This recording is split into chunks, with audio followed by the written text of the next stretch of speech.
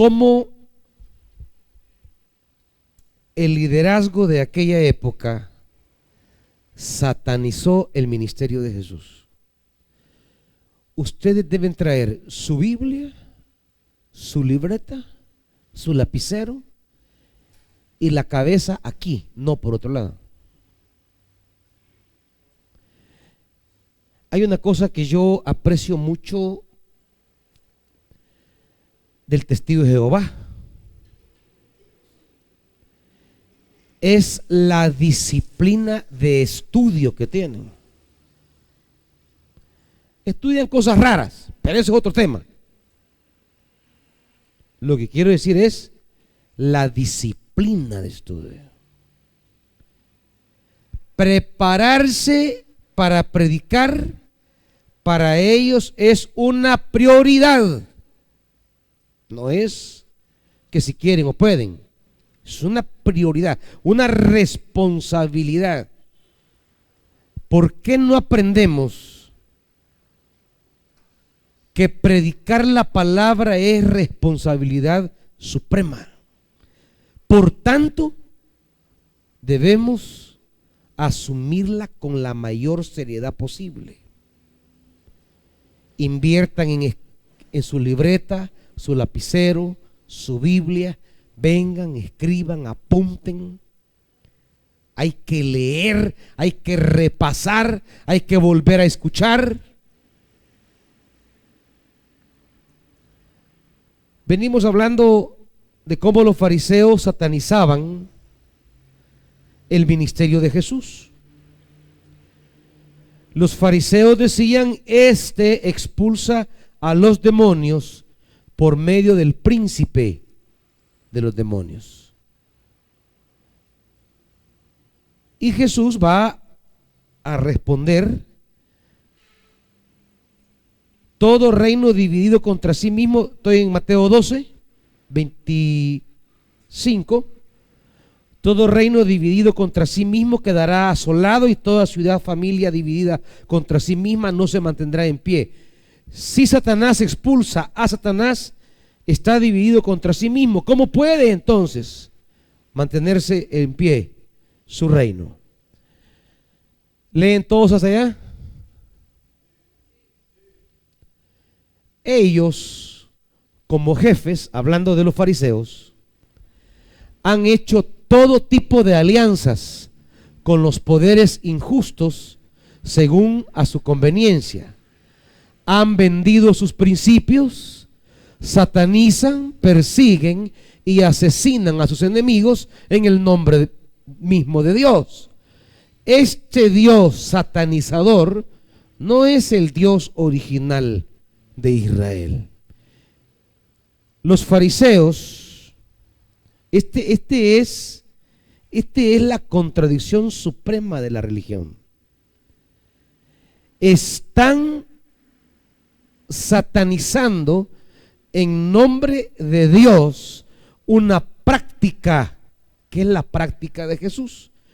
Pero la contradicción es que ese Dios del que los fariseos hacían alarde ha dejado de ser el Dios de Abraham, de Isaac y de Jacob.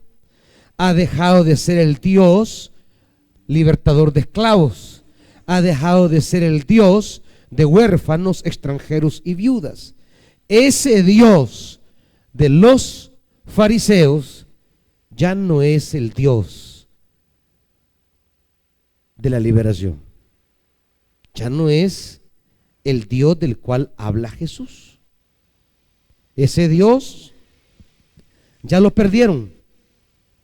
Han construido una idea de Dios que no es el Dios que se ha revelado en la historia de Israel. Ellos han creado un Dios contrario a los fines. El Dios de la Biblia, digamos, lo verdadero del Dios de la Biblia no son las fórmulas dogmáticas. No. Lo verdadero del Dios de la Biblia es qué tipo de personas y qué tipo de movimiento, qué tipo de expresión religiosa es la que produce. Porque si tenemos una religiosidad y tenemos cristianitos y cristianitas que dañan, oprimen, no aman a su prójimo, han convertido la fe en manipulación. No, ese no es el Dios de la Biblia.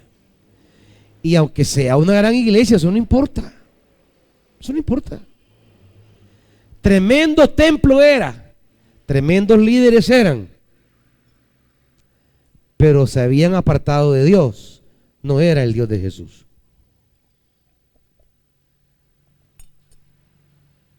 Tenemos una religión que ha negociado con los poderosos. Ha negociado con Roma, ha negociado con los ricos, ha negociado con los magnates, y su poder tiene que ver con todas esas negociaciones. Esa ya no es la religión de Dios. Marx tenía cierta razón cuando habla que la religión era el opio de los pueblos. Claro, hay que reconocer que decía la verdad. La verdad de la religión que él conoció. La religión de los grandes, la religión de los poderosos, la religión del rey, la religión de los ricos, la religión que imponía. Como dicen los guaraguao, Cristo al servicio de quién. Si no lo han escuchado, escúchenla, hombre. Solo reggaetón oyen. Cristo al servicio de quién. Cuando la religión ha capturado, cuando la clase dominante, cuando los poderosos domestican la religión para sus propios fines, ya no es la religión de Cristo. Y estos que vienen son predicadores, ¿o quiénes son vos? O aquí cualquiera entra.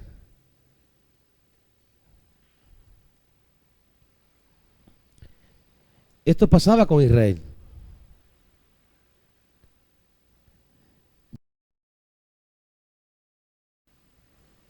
Era un poder religioso que competía con el resto de poderes, el poder político, el poder económico. Jesús aparece para decir que esa no es la religión de Dios. ¿A cuántas de nuestras iglesias católicas o evangélicas entraría Cristo diciendo que esa ya no es la religión de Dios? Santiago lo dice: la religión pura y sin mácula es velar por los huérfanos, por las viudas y mantenerse libre del mundo. ¿Y qué andan haciendo? Y entonces allá a la escuela, allá es afuera. Ah, va. Que entren pues. No es la mamá que van a la iglesia y no vienen a la iglesia. Ese Dios del Sanedrín no es el Dios de Jesús. Y este será el gran problema de Jesús. Que Él viene a decir: ese Dios no es el que yo les predico. Esto de que se diga que todos los dioses son buenos, no. Que todas las religiones valen, no. Que todos los caminos son iguales, no, hermanitos. Solo hay un camino para Dios. Solo hay una fe que es la de Dios, la que libera, la que rompe opresiones, la que dignifica al ser humano. La que realiza lo contrario, no, de ninguna manera. Esto de que todas las religiones, no importa en quién crean, todas al final hablamos del mismo Dios, esa es una idea burguesa de Dios. Solo hay un Dios en la Biblia del cual se nos es permitido hablar. El Dios que rompe yugo de esclavos. El Dios que vela por los huérfanos. El Dios que cuida a las viudas. El Dios que está atento a los extranjeros. Hoy diríamos a los inmigrantes. ¿Cuántos problemas tienen los inmigrantes en el mundo? ¿Saben cuál es el Dios de Jesús? El Dios que anima a esas señoras a darle comida a los migrantes sin recibir nada. Ese Dios de Jesús.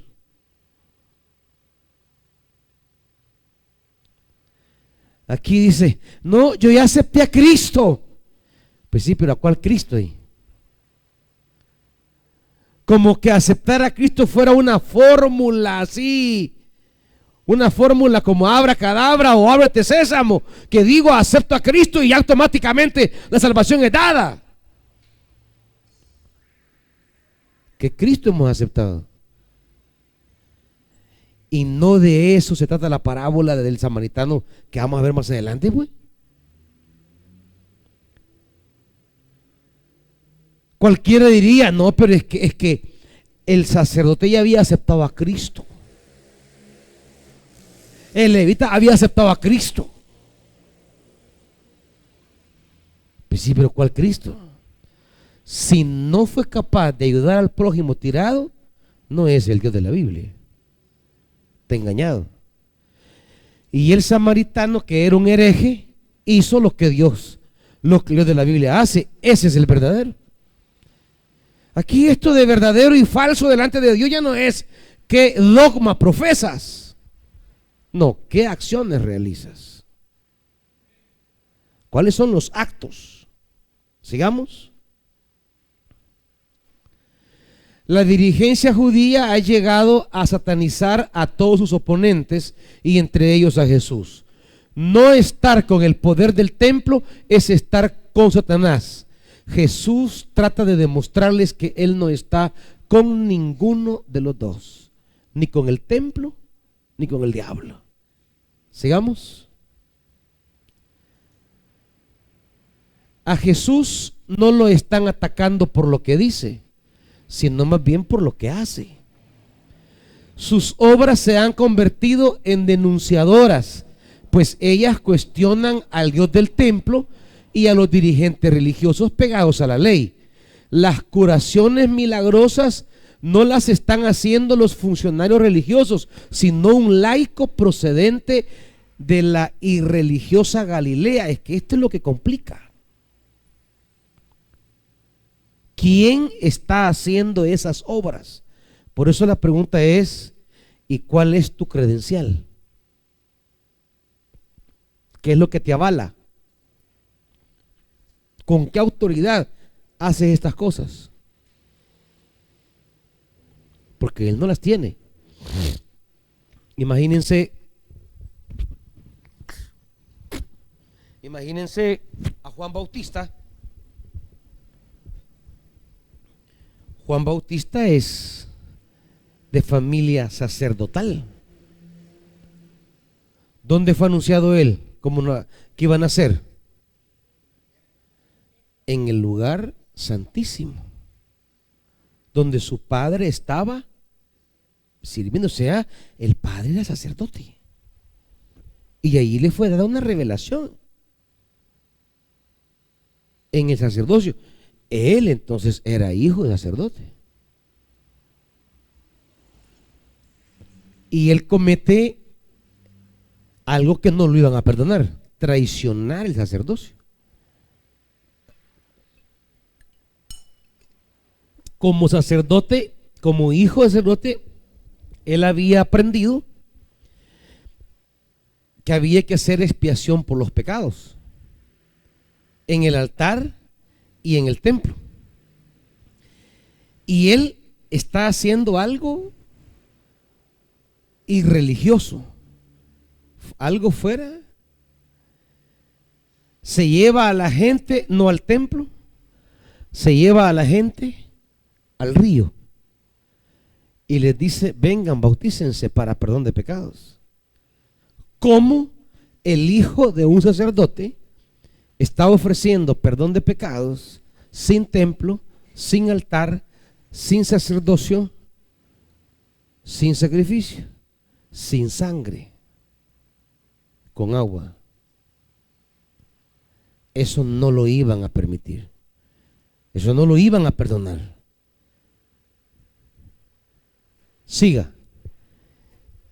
Jesús va a seguir, por supuesto, en la misma línea.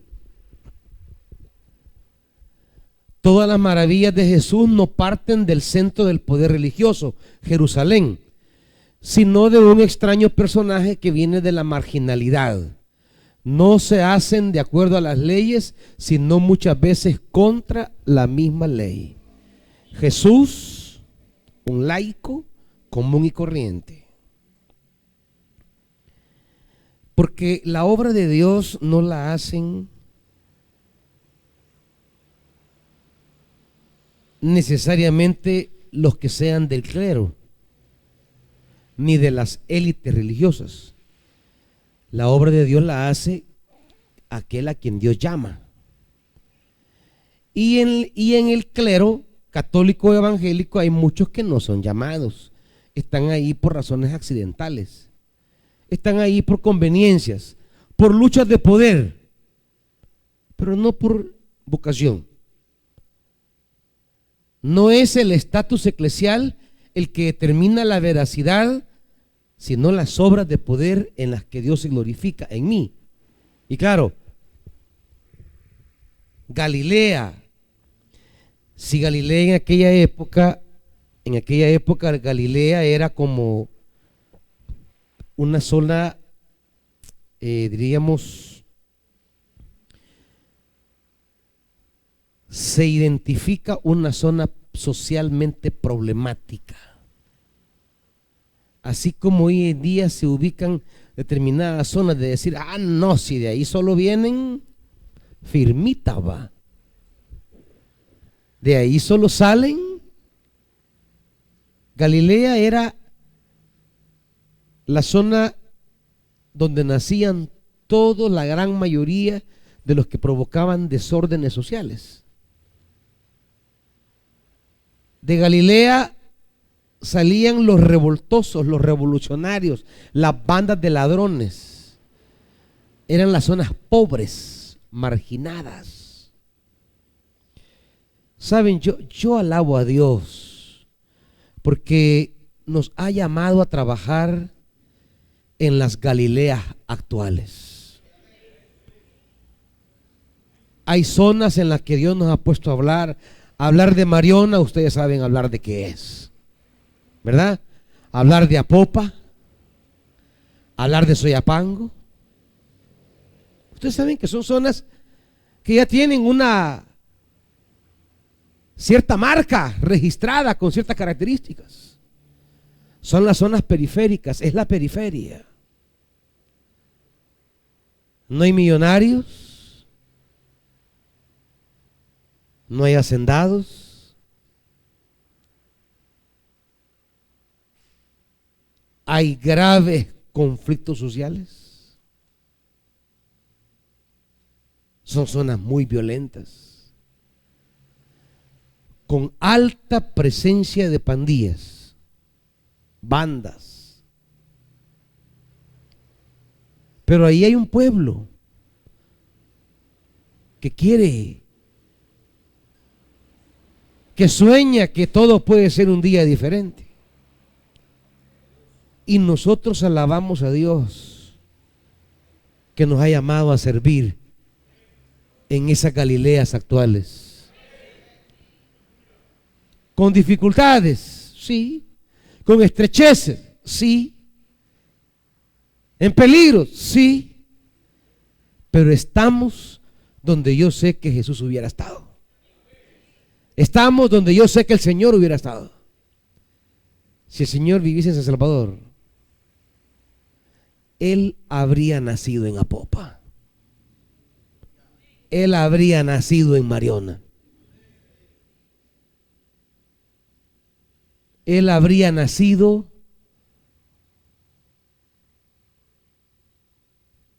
en las Galileas en las que estamos sirviendo. Ahí hubiera nacido. Ahí estamos trabajando. Gloria a Dios que nos llamó ahí y que nos dio el corazón obediente para ir allí.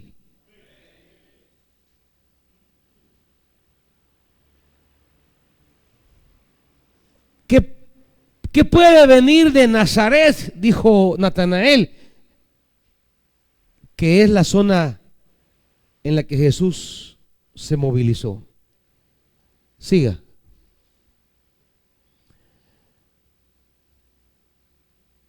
Lo que Jesús hace no beneficia a gente religiosa, sino a gente impura e ilegal. La mujer de flujo de sangre, impura 12 años. Las obras de Jesús no son premios a gente religiosa. ¿No se han preguntado por las sanidades con los fariseos? Pues sí, es que si Dios va a premiar a los que se la llevan de santos, ¿por qué no son los fariseos? ¿Por qué no sanó a sacerdotes? ¿Por qué no sanó a escribas? ¿Por qué no se volcó hacia ese grupo puro de gente que se creía muy santa? Fue a meterse con leprosos, con publicanos, con rameras, con gente impura.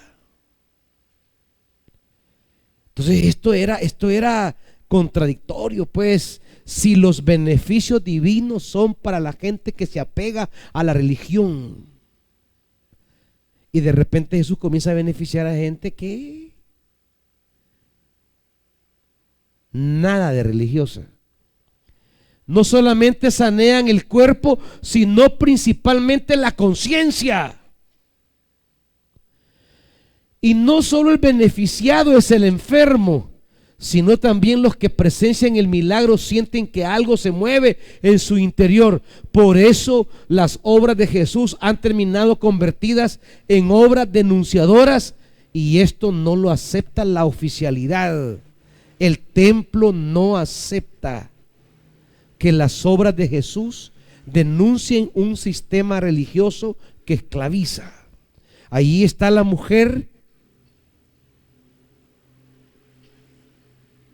con la espalda encorvada, 18 años de estar en la sinagoga. Jesús la va a sanar y se va a meter en un problema porque es día sábado. El hombre de la mano seca o el leproso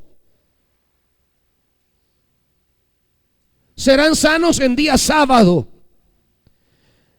¿Le importa a Jesús cumplir la letra de la ley? No. Le importa cumplir el espíritu de la ley. Y él dirá: el día de reposo fue hecho para el hombre, no el hombre para el día de reposo. En otras palabras, las leyes, la religión y cualquier rito fue hecho para bendecir al ser humano.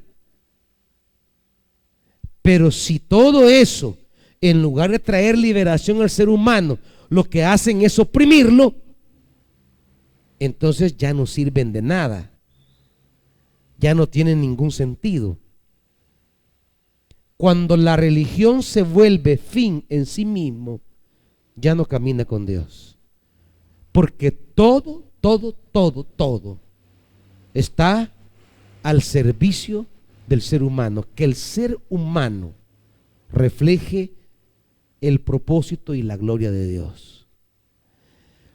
Pero lo que hemos hecho nosotros de la religión es un poder, una casta, una institución que se enseñorea de los seres humanos. No los libera, no los planifica, no los potencia. Imagínense, por ejemplo, la religión católica y muchos pastores en el mundo evangélico que se oponen abiertamente a procesos de educación sexual, que se oponen a aquellas cosas que están afectando al ser humano. Es una locura la que vivimos, porque los padres están lamentando que sus hijas están saliendo embarazadas y cada vez más es mayor el índice de embarazos en adolescentes.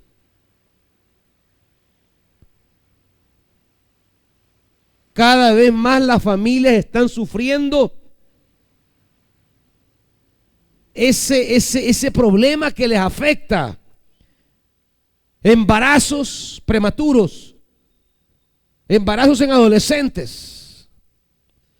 Pero por otro lado, la iglesia, su iglesia, no les quiere brindar educación sexual. No quiere ayudarles a encarar ese problema, a enseñarles su sexualidad y a aprender a manejar la sexualidad. Entonces, los dogmas religiosos están entorpeciendo maneras de ayudar a los jóvenes ahora.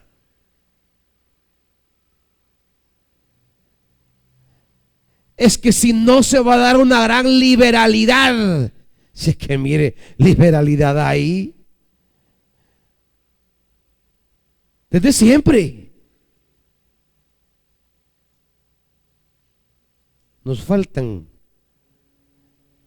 enseñanzas. Cuando la religión oculta, esconde a personas que se amparan en la religión para esconder sus desórdenes. Las iglesias tienen entre sus líderes a algunos violadores,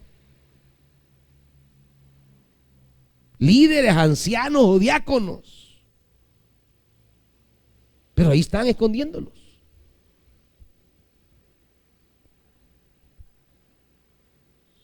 Cuando la religión entorpece la vida, la dignidad, entonces ya eso ya no tiene que ver nada con Dios.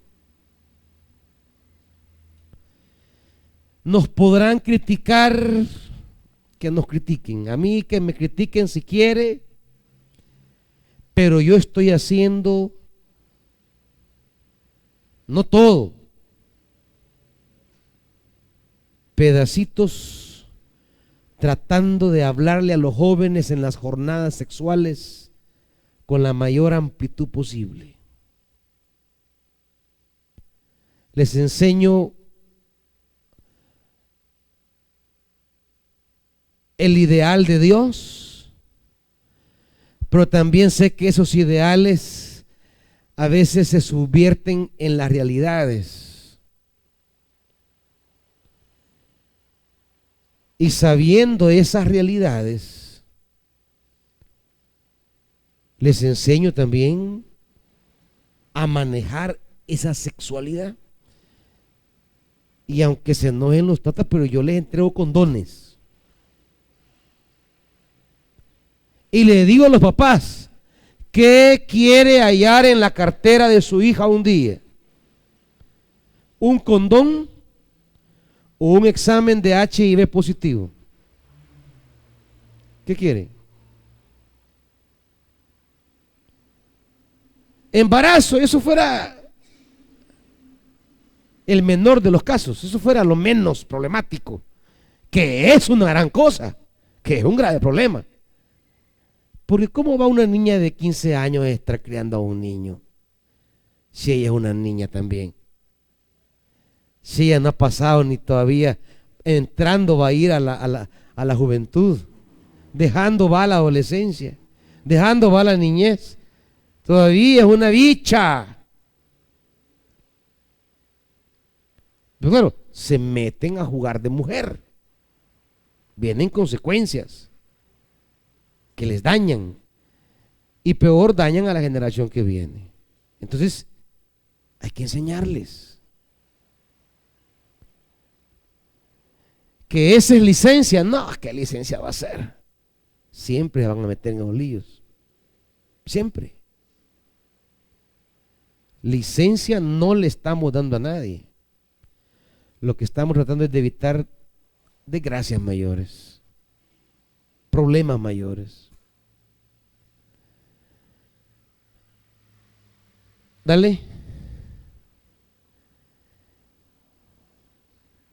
Para la otra vez, esto partirlo en dos, pues demasiada letra para un cuadro, partirlo en dos y que sea más grande la letra.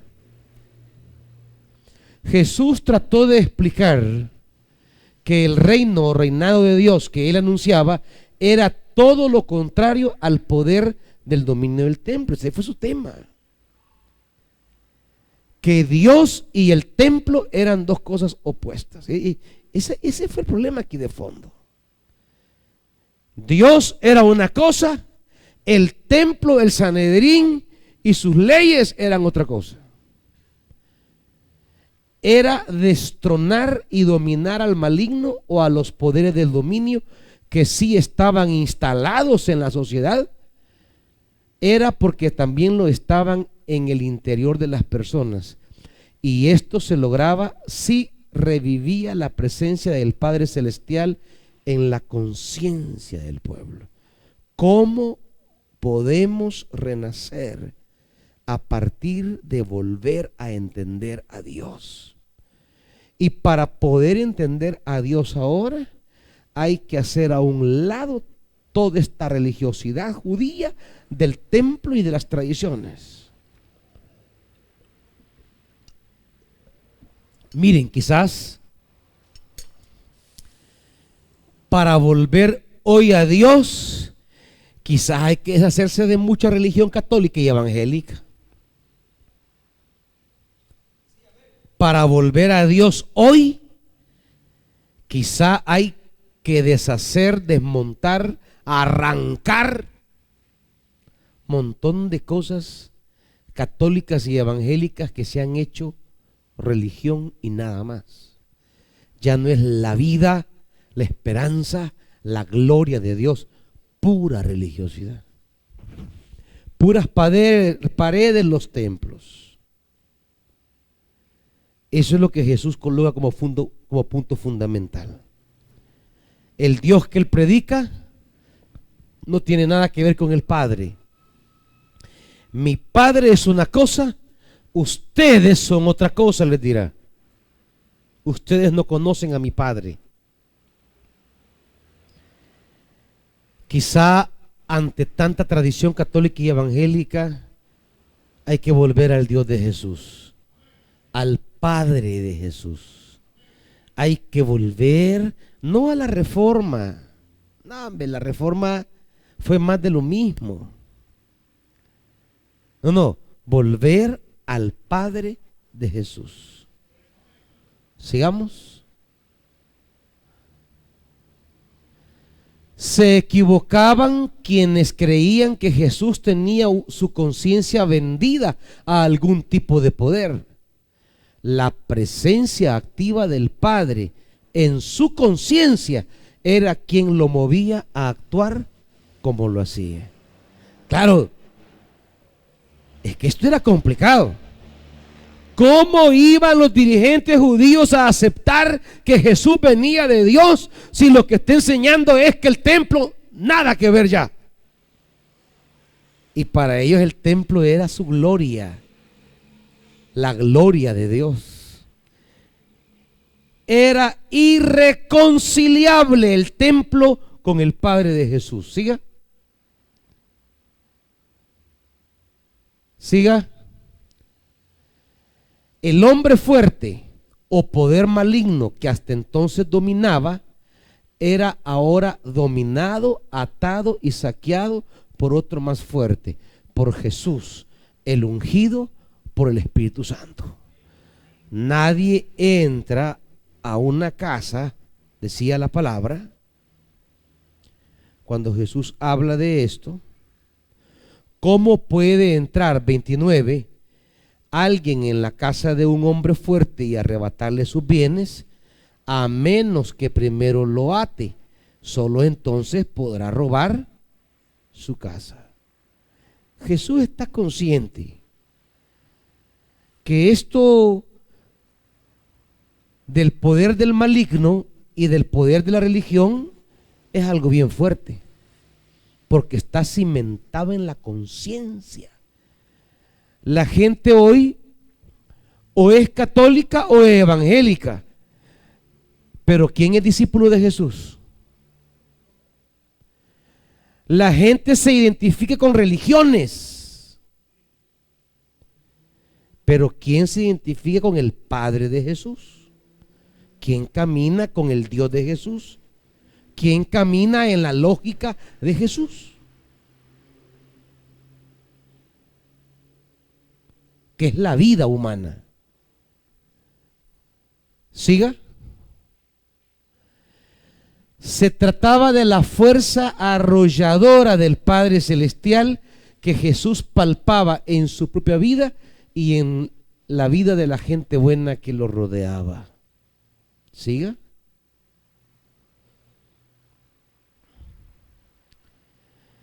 Era una fuerza capaz de dominar y destronar en el interior al maligno. Una nueva fuerza que empezaba a demostrar que era posible invadir y apoderarse de lo que se creía ser territorio propio del poder de dominio, es decir, del maligno, que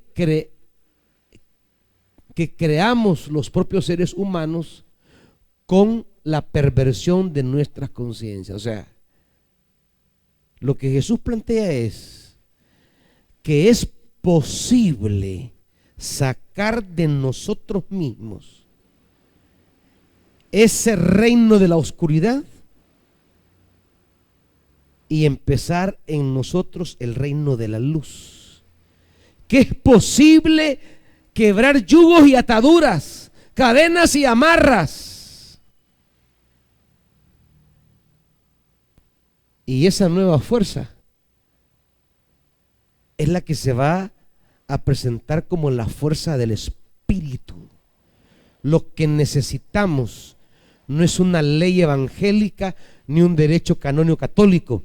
Lo que necesitamos es Espíritu Santo en nosotros. Espíritu de Dios que se mueve, que camina, que enseña, que dirige, que convence, que está a la par nuestra, que le consultamos, que no tomamos caminos propios, que nos dejamos guiar por el Espíritu.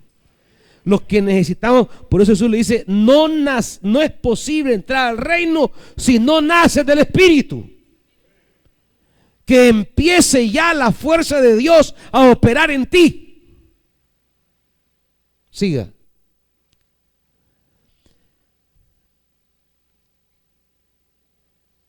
Dale.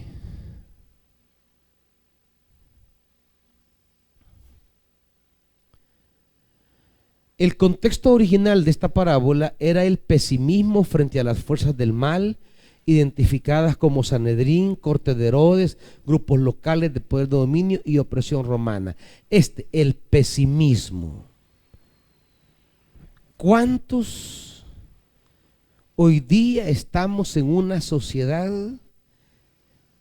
en la que creemos que está corrompida hasta los tuétanos y que nada se puede hacer? Dígame, ¿qué institución del Estado no está corrompida? Poder judicial, y no solo la corte, todos los jueces y todo el sistema se ha vendido al mejor postor. Los diputados No se diga si eso parecen gángster. De todos los colores. De todos. Ahí no se va a hablar de gente que no se mueve en la lógica del poder.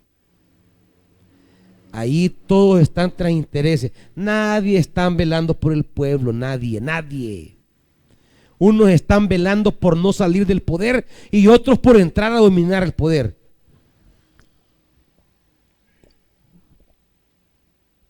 La fiscalía, ahí tienen al fiscal enchuchado, al ex fiscal. Dígame si no hubo corrupción. El ejecutivo, los 20 años de arena más aquel que anda huyendo, que parece papapitufo. Igual. Todos los poderes.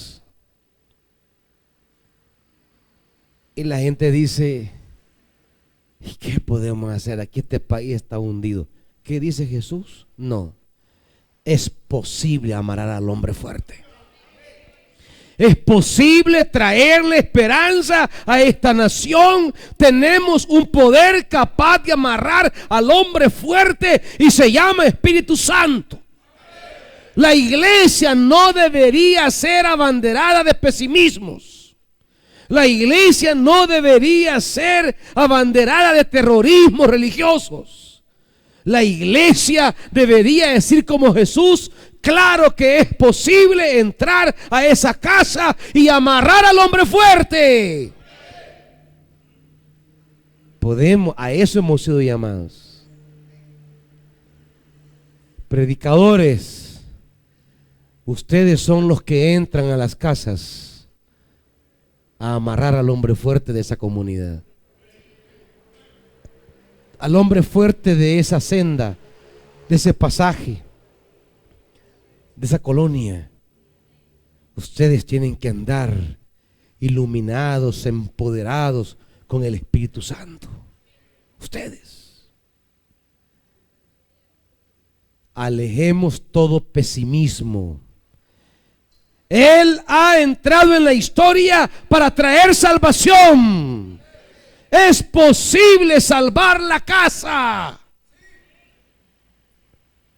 pero no haciendo arreglos con el poder, pero no viviendo para agradar a gobernantes, pero no siendo sobaleva de presidentes, pero no vendiendo el evangelio, no, obrando con autoridad, fieles solo al Padre de Jesús, nada más. A ningún partido político, a ningún color, a ninguna tendencia, ni a ninguna ideología. Todos son unos rufianes. Solo el Padre de Jesús, que ha entrado en su Hijo, podemos traer esperanza. De ahí, no le crean a ninguno de estos.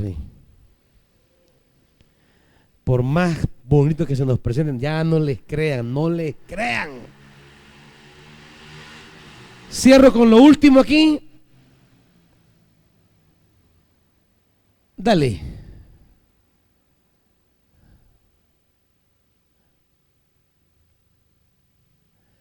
Por ejemplo, los jefes judíos tenían vendido a los romanos sus principios religiosos de justicia, esperando en recompensa participación en el poder político a través del sumo sacerdote y del Sanedrín. O sea, arreglos políticos. ¿Siga?